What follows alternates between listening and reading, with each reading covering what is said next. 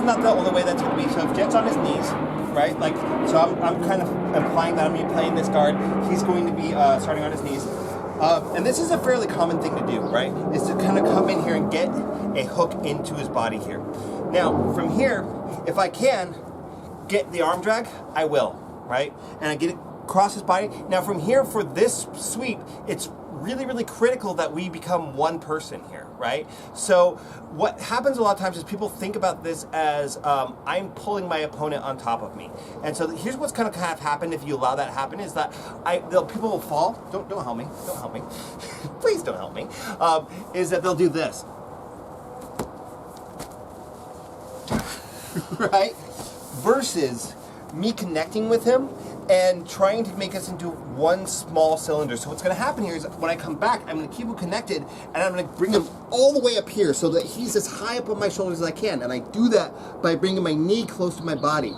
Now from here, all I need to do is roll onto my other side. So you're not necessarily externally rotating your hip. You're not opening your hip that much to do this. In fact, I might dig my heel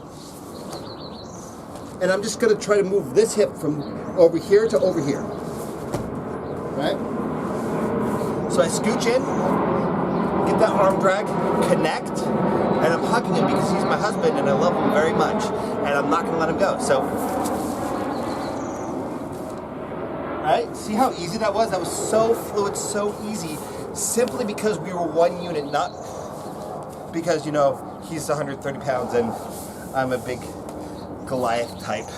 Boom, boom. So I get that connection, and then I'm going to bring him back with me, and then I'm going to dig my heel in and move my hips to the other side of my body. Boom. I grab his leg, right, so that I have control, and then from here, I can pull my leg out.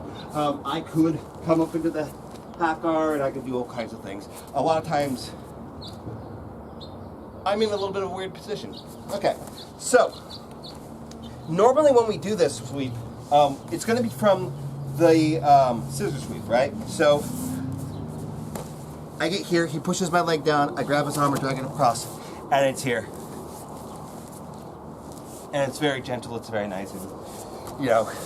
But now we're putting our hook in, and there's a reason why we're doing that. So let's go ahead and get into that, since we've already kind of covered the sweep before, is that now that I'm coming in here, and I get this arm drag, what I'm going to do is I'm going to use my bottom leg to gather up his near side leg. So I bring him back here, and now I bring this leg here, boom, and I'm going to triangle my legs here. I'm going to grab the back of my head, and I hit that knee bar. Be very, very careful with knee bars, guys. Very, very slow. You're going to really fuck somebody up with that. Right? So I come in, I get that arm drag.